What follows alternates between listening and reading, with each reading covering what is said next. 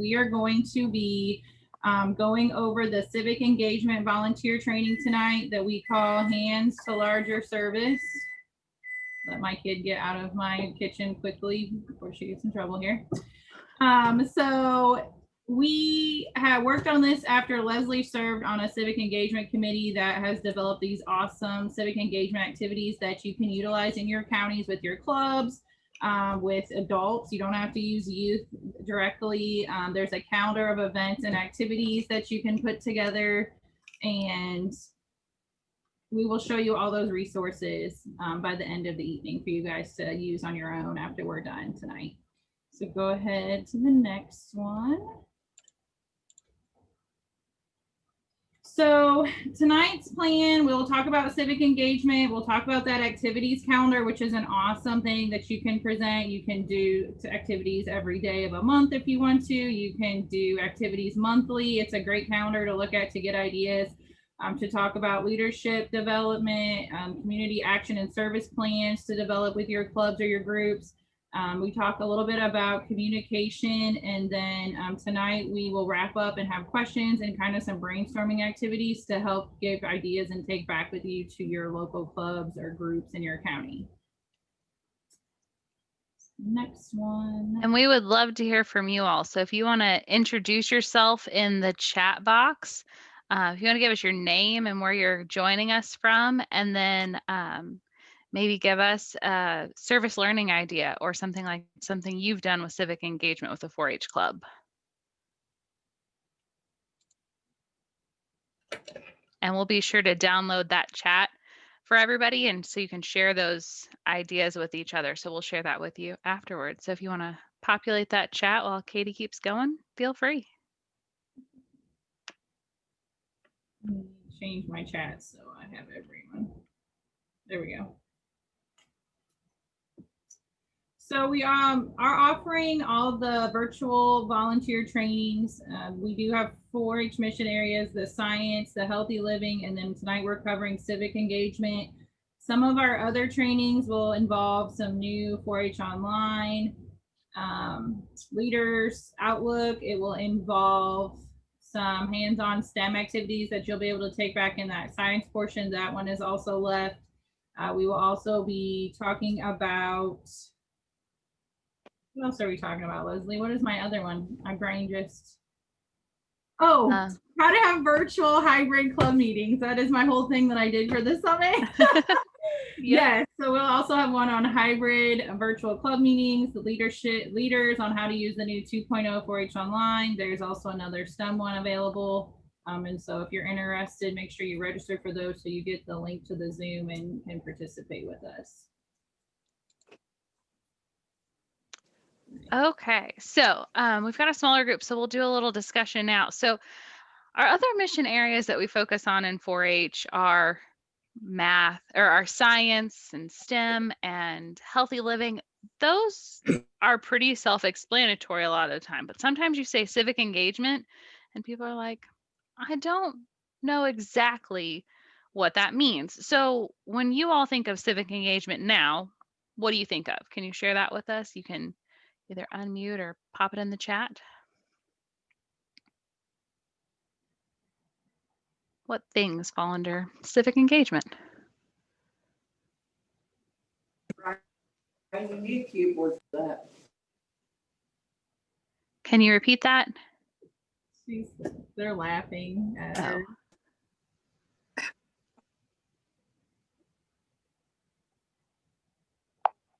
Hi, this is Getting involved in the community. Okay, getting involved in the community, that's a good piece. Yeah.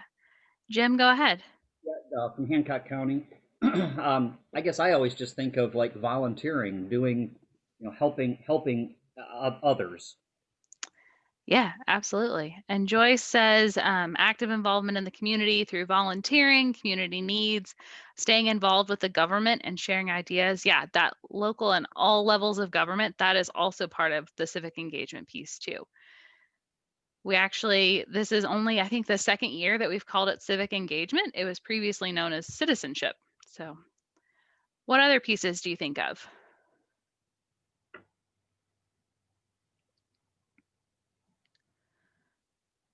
So a lot of times we have leadership fall under here as well. Civic engagement is kind of that broad umbrella that kind of hits everything. If it's not science, if it's not healthy living, it kind of all falls under the civic engagement and working towards making your community a better place, making yourself a stronger person so that you can give back to that community. Those are kind of the pieces that we like to think about.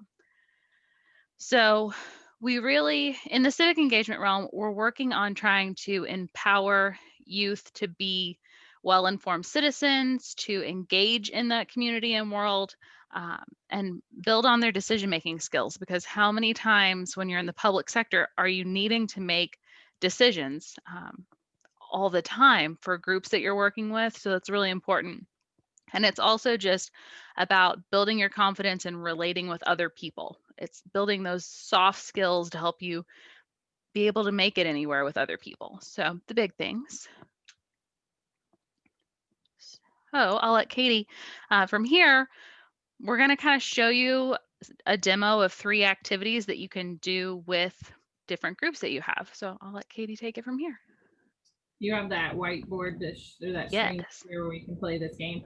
So we were, depending on the size of our group tonight, we were going to break off into our own little groups and play the game and then come back together and discuss it. But since there looks like there's 14 of us on here now, I think it'll be just as easy to play together.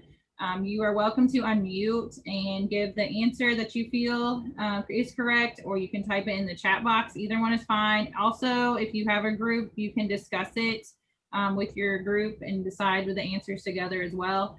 This game, when we show you the resources, it comes with cards that you can cut apart and create a hands-on game with your club. Since we are kind of getting away from sharing materials, you can do it this way, where we've created cards that you can drag and click on a screen so everyone's not touching something. We do recommend, even before our COVID sanitation, that you laminate the cards. They'll last longer, and anything that's laminated can be sanitized. So that's also one way to look at playing this game. And this isn't the only game. We're going to just show 3 activities tonight, and then we'll give you a whole bunch of those on our website.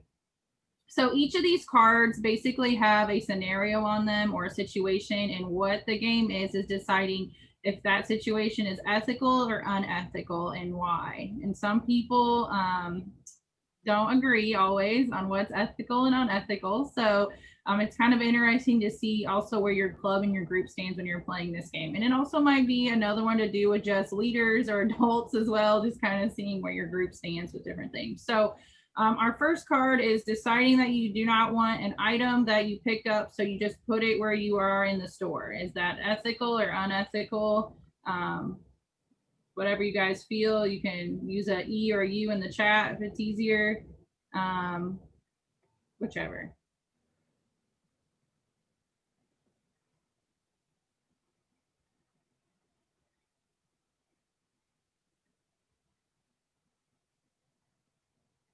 We think it's unethical. We have 2 unethical so far. Some people think it's rude, but it's not unethical. So I think it's unethical. okay. So we've got that one. We've moved to unethical. In the department store, you picked up the shirt that falls down when you pull out the shirt that you're interested in. Ethical or unethical?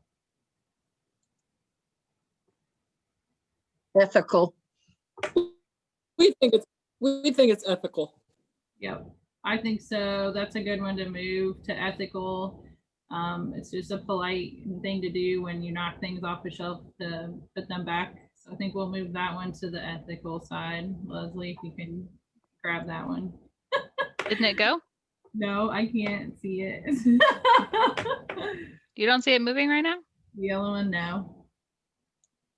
Well, that's fun because it totally did. My aunt, I can't touch that, so let me see what Okay. it is on Well, I'll go ahead and read the next one and we'll see Yeah, if my great. screen catches up to everybody. So the next one I have is bumping into someone without saying, excuse me. Unethical.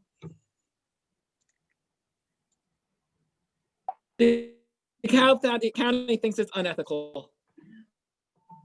I think it depends. Oh, I don't think I have enough information to answer the question. can you expand on that, Jim? Sure. Sorry, my wife and daughter are sitting here with me too. And looking at me.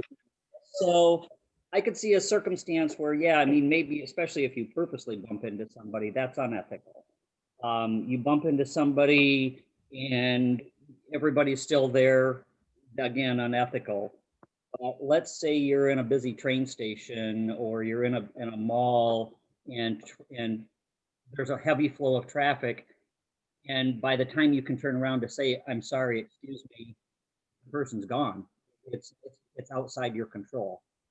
So to me, that's one that's kind of in the middle. It just depends on the circumstances. Okay.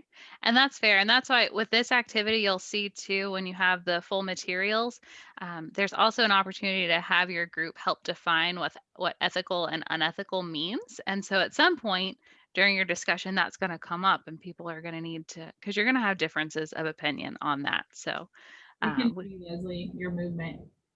you can now? Good. DeKalb County got to talking when he brought that up, and we would like to change ours because we think it could also be both because it depends on the person. Okay. To play devil's advocate here, I think when Jim was talking, he was still, if the person was there, he was still going to say, excuse me, but so it was still an attempt. Does that count as still trying to be ethical?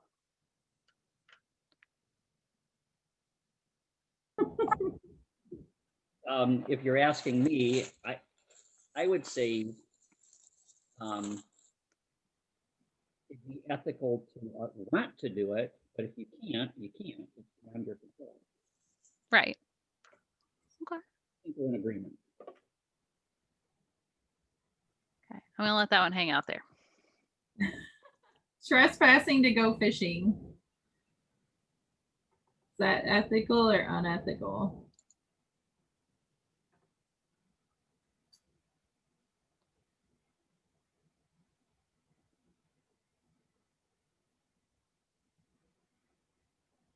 After much discussion, we think it is unethical. Okay. We got an unethical in the chat too.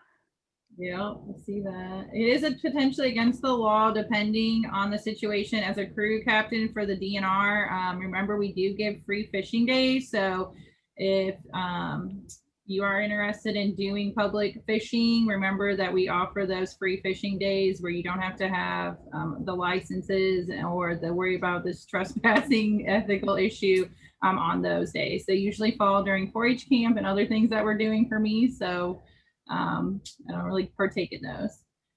Catching more fish than permitted. Ethical or unethical?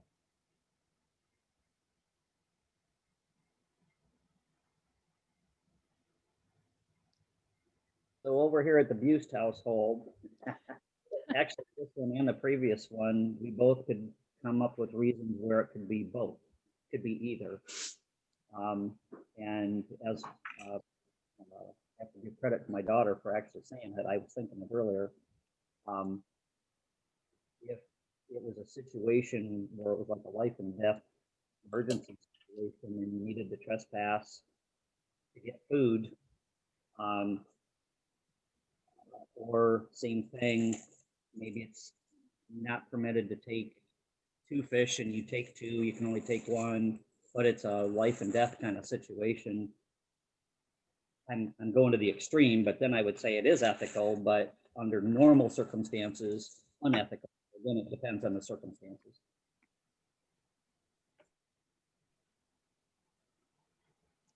And I think so. DeKalb County thinks it.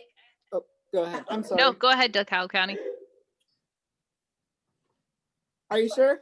Yeah.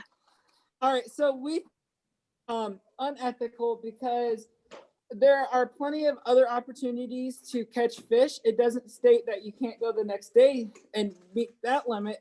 So we were looking at each other when Jim was talking, And so he talked about like how's the emergency situation, but like surely he's not going to reach the need to exceed the limit back to back multiple days. He can always go fishing the next day and catch his fill and then just continue doing that and building up his food supply.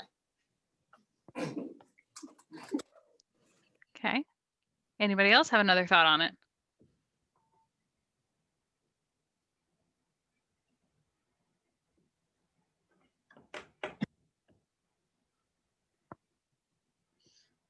If you moved it, I didn't see it. No. So I think the majority is still going unethical with that one. But Jim brings up a good point for discussion. Driving through a farmer's field with your ATV.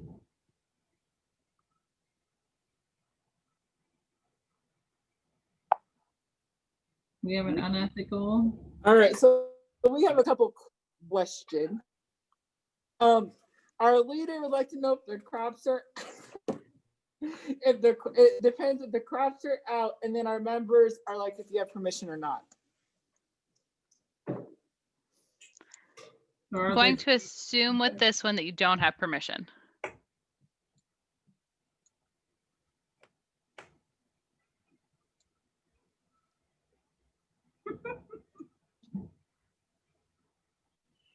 We decided on unethical. Okay. Waiting your turn to use the basketball court at the park. Ethical. Ethical.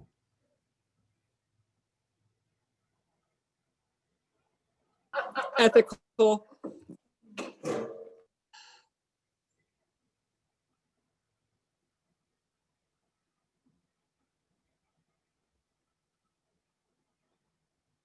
Missing the trash can with the paper towels in a restroom.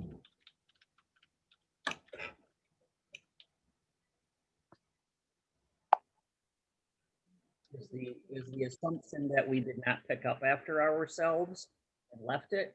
Because if you pick it up and you missed it, it's not a problem.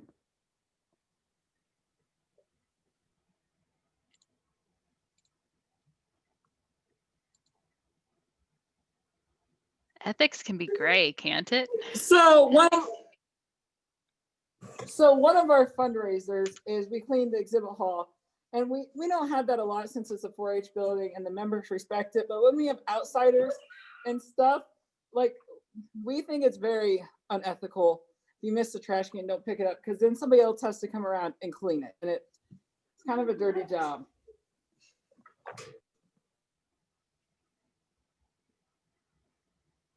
Okay. So I'm going to Did you move find this, one? assuming that we didn't pick it up. Do you want to find the one? There we go. This is Leslie's favorite. Eating, we're going to end with this one. Eating grapes before you check out at the grocery store.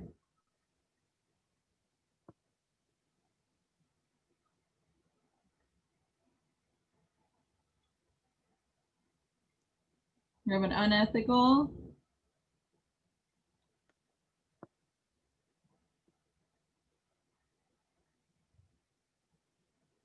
Another unethical.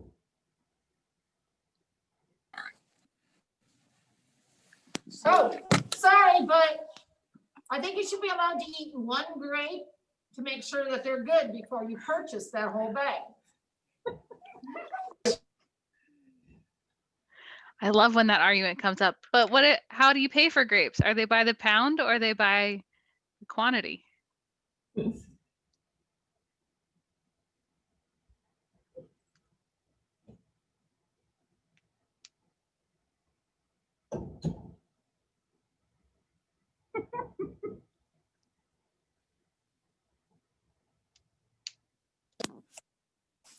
Yes, they do weigh them, but nobody's there monitoring the blue hairs when they go through there and they pick out one this bunch and one banana off of that bunch and another banana off of that bunch.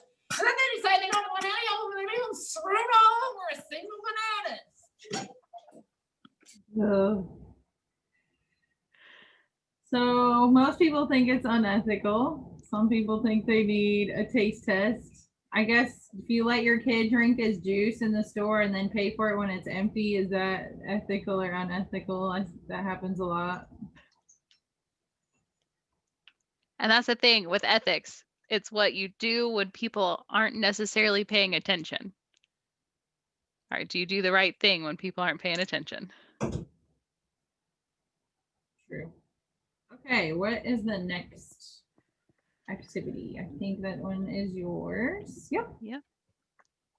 Okay, so we'll move on. So ethics is a good activity to do, and that one you can, it's really great to put your teens in groups and let them discuss it and then come back and see if everybody came up with the same thing. Typically, you want them to have an ethical and an unethical pile, but you always end up with a little pile in the gray area that they couldn't quite decide on. So another activity that is a classic civic engagement thing that we just don't think about all the time.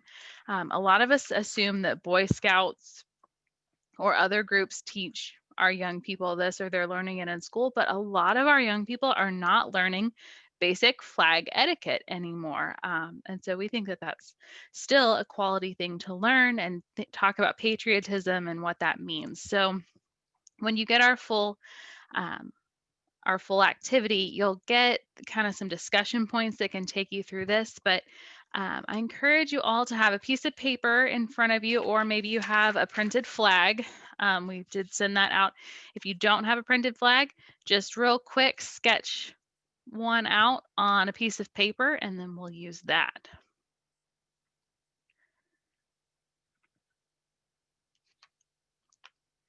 See DeKalb County getting up and getting materials, so we'll give them just a second.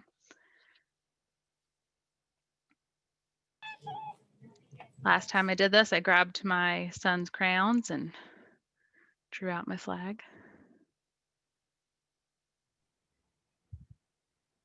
They're gonna fold the real one. Ooh, okay. Yeah, and so that's another thing with this activity. We're doing in the virtual setting today. When you do it in person, I do recommend you have at least one real flag in person, and most of our extension offices have one that you can borrow. But that way you can actually see it happen in person because it's kind of tricky. There are parts that get a little bit tricky. So we'll go ahead, since DeKalb County's got that full flag there, we're going to go ahead and let them lead us off. DeKalb County, can you unmute and walk us through what you're going to do with that flag? Yeah, just give us one moment, please. Okay. Oh, and who knows how to fold a flag? Out mom directing. Okay, traffic. so one way, you fold it once, and you fold it again long way. Oh, So sorry. real quick, you're going to fold it hot dog style Hot dog style. and then fold it hot dog style again. And then you start doing triangles, starting Where we with at? the stripes. You got that? Helen? Like this. No, triangle style. Yep. But first, once everybody's caught up and got it folded into a strip, Go faster, Linda. Are we ready, guys? okay. And like you saw they were doing, you'll fold up the corner of your piece of paper, just like so, into a triangle. And then you will fold it again.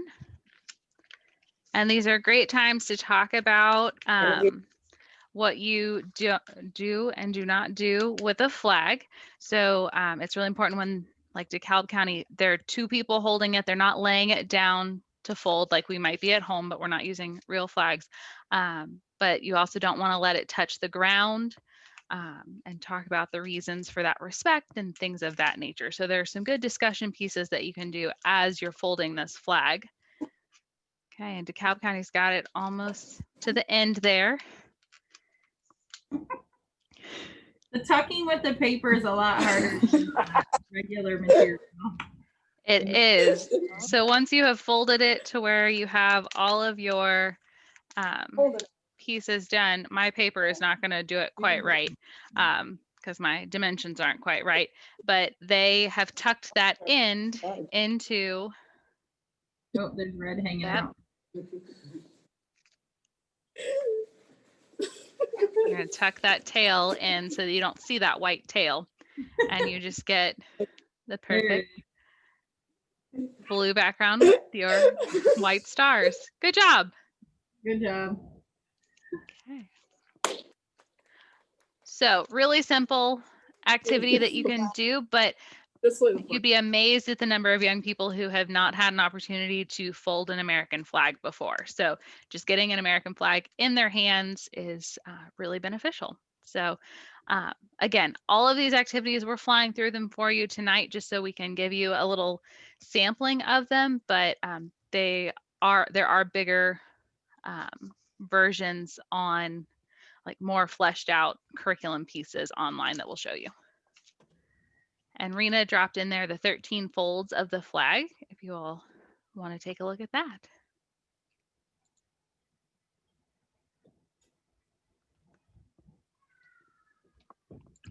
All right. You have the board for that too. Yep. Let me So change that. another activity when we move to the communicative and expressive art section of the civic engagement layout is an activity we call warm fuzzies. Our pictures are the little cotton colored fuzzy balls that you can get and some post-it notes, because if we were doing this in person, that is the materials that you would want to use when you're doing this activity. So on the whiteboard, if you go on your Zoom, you can annotate, and I think Leslie has that set up, but maybe not. I want to tell them that, and then they can't. Yeah, can you all see the whiteboard? Yes. Okay. Yeah, if you all go up in your settings, up at the along the top, there should be a more, and there should be an annotate. If you click on that, that'll give you your little toolbar, It's under view options on mine. I don't know if that's different for them, but possibly. We've already got Oh. yep, there's a toolbar that shows up where you can write with a text box, or you can write with like a pen. Whatever you want to do it. It's a lot easier on the text box than never trying to write with a finger off the pen. So what you do with warm fuzzies is this is basically part of our legacy section of civic engagement. And so one of the first things we want to talk about is what is a legacy? So what does it mean to you to have a legacy? So if you're leaving a legacy, what does a legacy mean? What's the definition of that?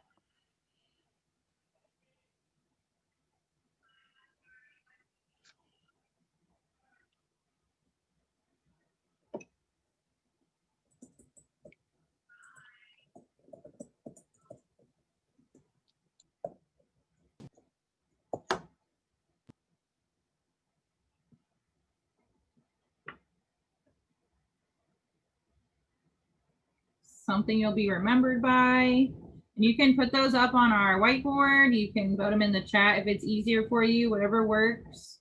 What does it mean by leaving a legacy? What does a legacy mean?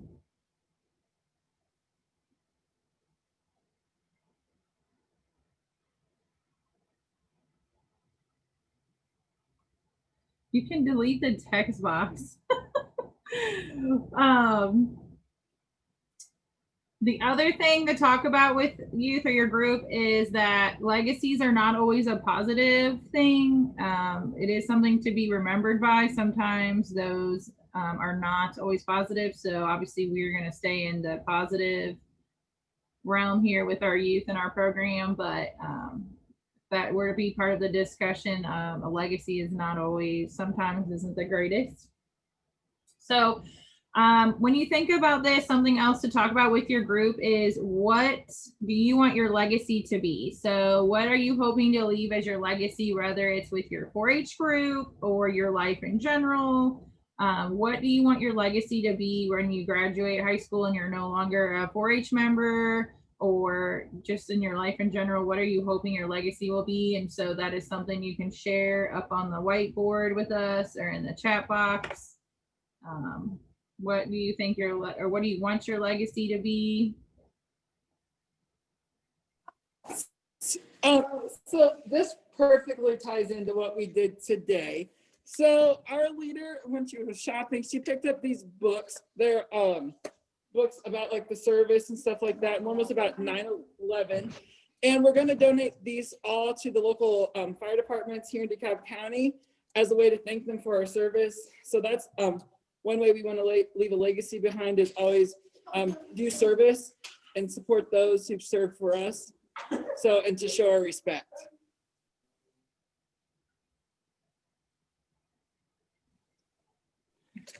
My legacy, I hope, will be that I have molded hundreds of youth in DeKalb County into being fine individuals as adults. All right, so we're gonna have each of our kids tell about their legacy.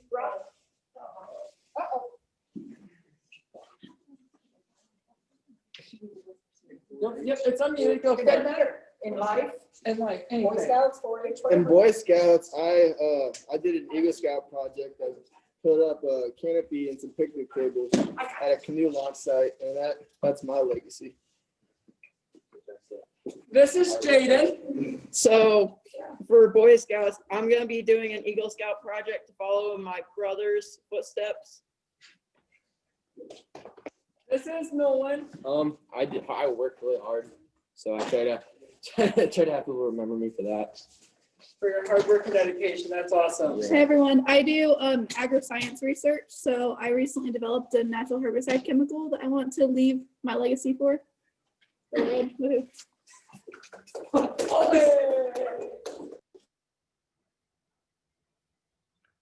All right, so they just remind me that I haven't went yet. So my legacy to leave behind what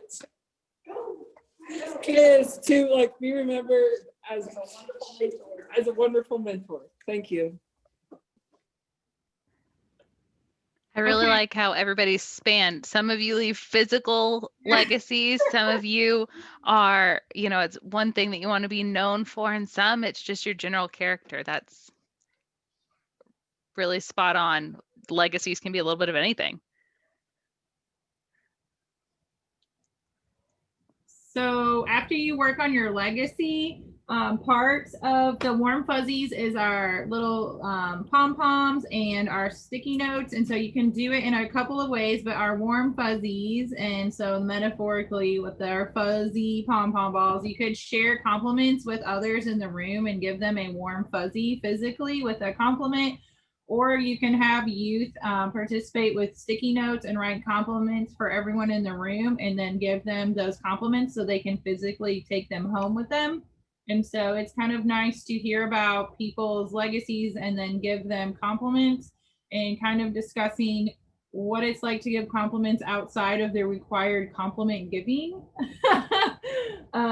Just because we're requiring you to give compliments or warm fuzzies in your group doesn't mean that you can't give them on a regular basis to people when you feel that they need them, because those are important and it does help people in with their goals. And you can hear, like Leslie said, some of those physical legacies, there's a lot of goals there with that. And so those warm fuzzies can help motivate you for that long-term legacy that you want to leave. So does anyone have any questions about the warm fuzzies activity? Again, you will get all this stuff on the information we're going to share with you at the end. So Leslie's putting some warm fuzzies up on her whiteboard for everyone. And so that would be one way to do it, with sticky notes. And then again, if you wanted to let everyone give out warm fuzzies, if they're physical warm fuzzy compliments, you can definitely do that as well. It's just another way to do that.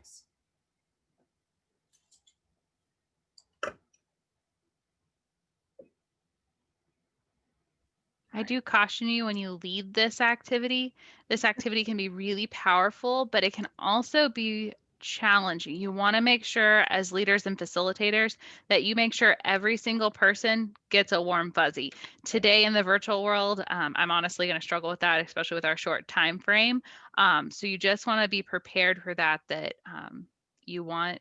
And so sometimes if you're doing this with junior leaders, equip your officers with that challenge. Tell them, hey, everybody needs to get a warm fuzzy. So be sure that something nice is said about everyone. So that is a cautionary piece to this one.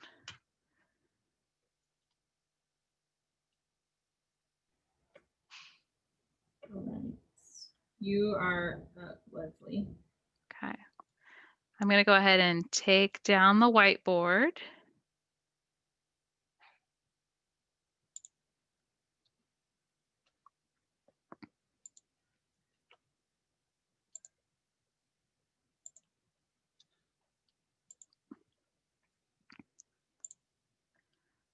Okay. PowerPoint's back up and okay? All right, so we just gave you a brief, really fast overview of 3 different activities. So like Katie mentioned in the beginning, there are a collection of about 10 different topics on our Indiana 4-H website. Those 10 different topics each have a minimum of 3 activities that you can do. And that's called our Civic Engagement Calendar curriculum. It has these topics plus a whole bunch more. So under each of the topics, there's something that's designed to be a volunteer training to take about 30 to 60 minutes. That's great for youth educators to be able to use with some of their volunteers, or if boards want to explore some of those great activities there. There's also a youth planned program. This would be more along the lines of maybe something you do county-wide.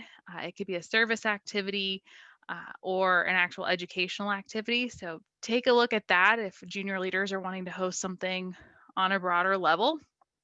And then if you just have 10 to 15 minutes to plug in some more civic engagement education, there's an officer report or meeting activity for every single one of our lessons. So you can just plug that in. Some clubs have started civic engagement officers, and that's their goal, is to give a report or an activity during each club meeting. So those are the different types of activities under each of the topics. Where you can find this, if you go to the Indiana 4-H website, you can, and I'm actually going to, Katie, do you mind to copy and paste that link for the Indiana 4-H website in here? And if you hover over the volunteer tab, whenever you go to that state 4-H website, there is a section on there right below or right above the 4-H science volunteer resources. You'll be able to click that and it will take you to our whole website. Let me see if I've got that still pulled up and I can show you. Yeah.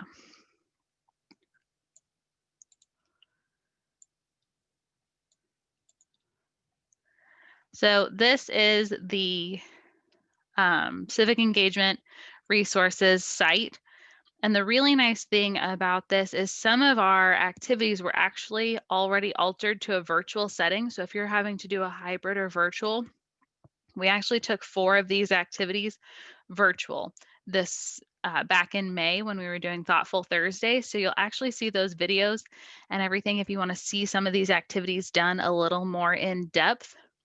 But you'll be able to click all of those links are different activities that you can do. And then, for instance, I'll show you one of the ones we did today. This is what the actual curriculum piece looks like. So whenever you look at it, you can see about how long it should take, what audiences it's good for, the materials that you're going to need ahead of time, and then any sort of discussion questions that you need or background information that you need.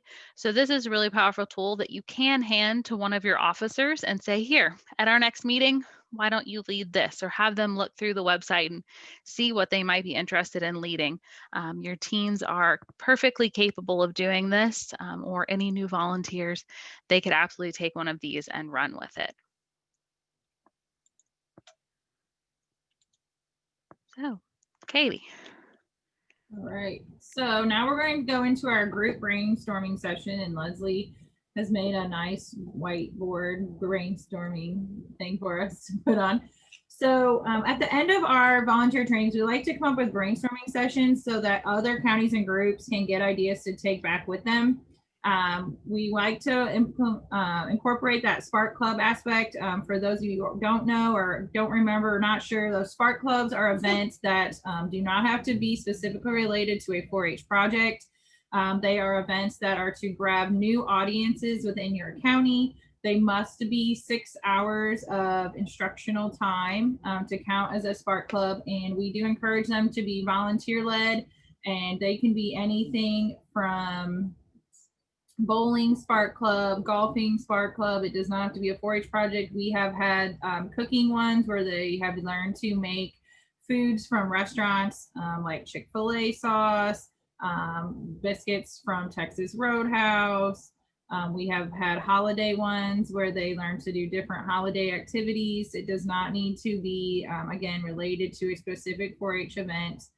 If you think of a workshop idea or activity, that would be great to incorporate civic engagement. Obviously, events for our topic are going to probably be more community service or service learning based, since we are a civic engagement topic. And then if there's just any other ideas that you're not sure fall into those first 3 topics, we'll be happy to put those up on the board. Again, this is a great way to share what you do in your county or ideas that you have with others and vice versa, so we can take back those ideas and implement them with our groups and our clubs at home. So if you have anything you want to unmute and tell us, we can put up on the board, or Leslie can get it up there. If you want to type it in the chat, she can copy and paste it in that way, whichever works for you. We just like to get some brainstorming ideas on how we can implement civic engagement, one of our mission areas in your counties. And I think I also have it turned on. If you want to annotate straight on the slide, you're also welcome to do that. Yeah, I can do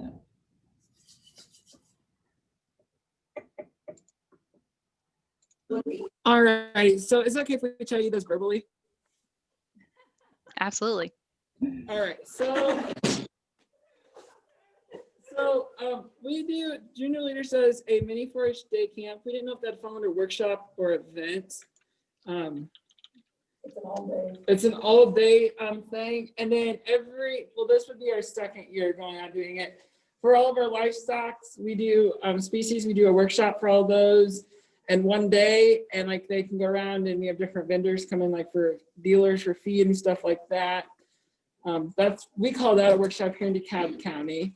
Other events that we do are like trunk or treat. We do a trunk or treat, and this year we were unable to. Oh, go ahead. I was going to tell you, the livestock workshops are a phenomenal place to play the ethical and unethical game. And we actually have resources specifically for livestock audiences that it's basically this game that we just played today, but it's with scenarios dealing with livestock.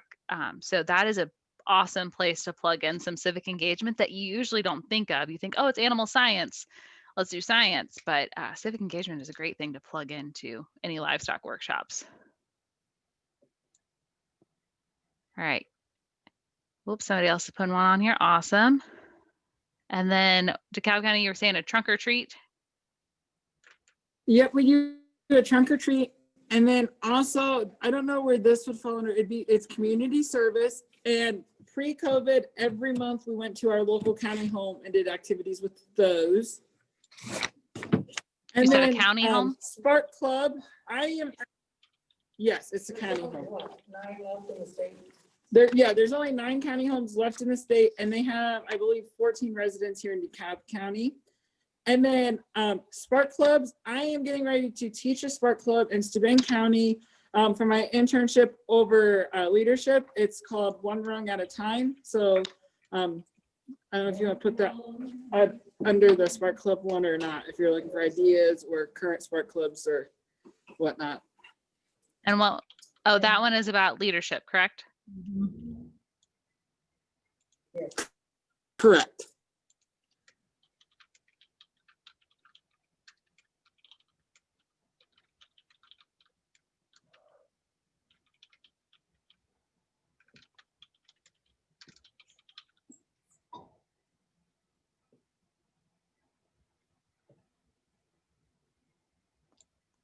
trying to keep up with the chat too.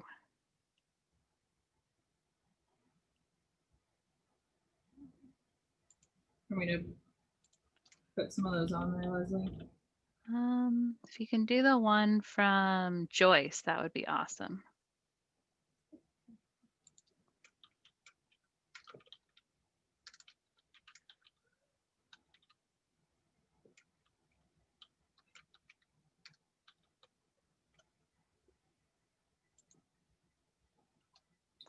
And along the lines of a government spark club, that is a really cool idea.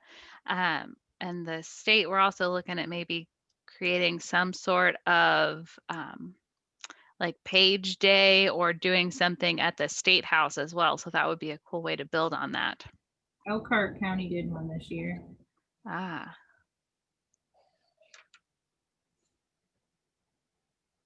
At least that's who I saw.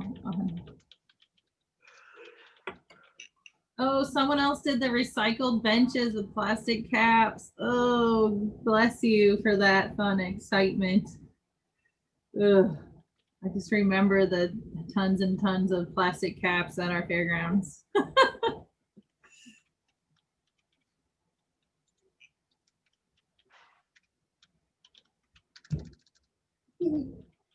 Yes, they never stop coming until you just straight up tell them, please don't bring your caps to our place anymore when you're done.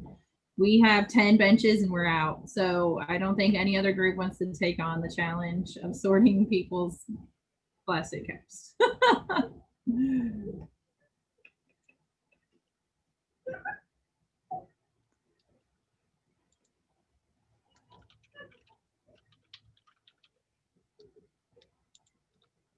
Brian, is the one rung at a time a state event that anyone can join?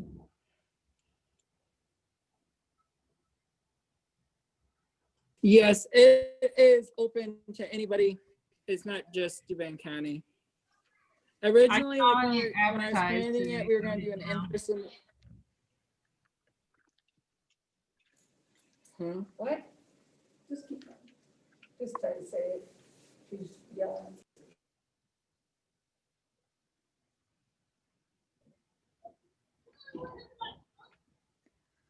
All right. So we have some good ideas. Everyone does a lot of service learning and service projects. another cool idea I have seen done is just having a group of teens go to the local county council or county commissioners meetings to learn about local government. A good civic engagement one is to make sure your club knows how to operate a meeting with motions, elections.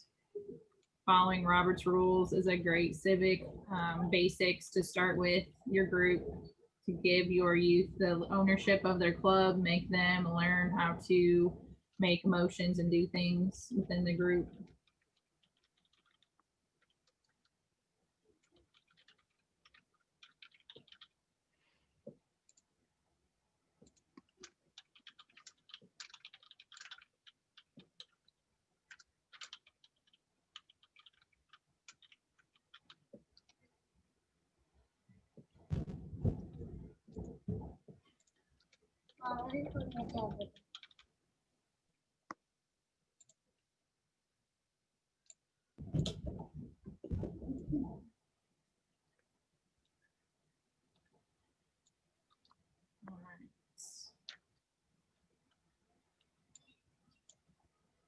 We will share, and I'll go over that here in a minute, but we will have this recorded so you can watch. And for those who couldn't make it tonight, can view this virtually, and you'll be able to see the board that we put together here. Like Leslie said, we will also take the chat and make sure that you get a copy of that so you can view that.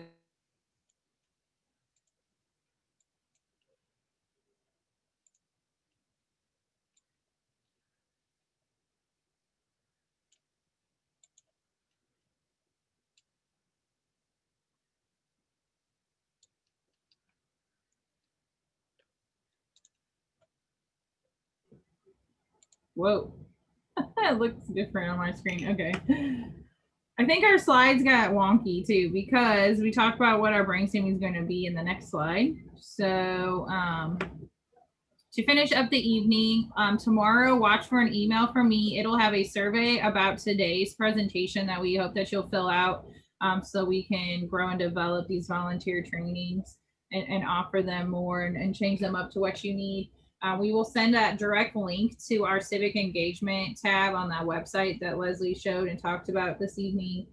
We will have that chat transcript along with the recording of tonight's training. So if you want to share these with others, if you want to review them, you're welcome to do so.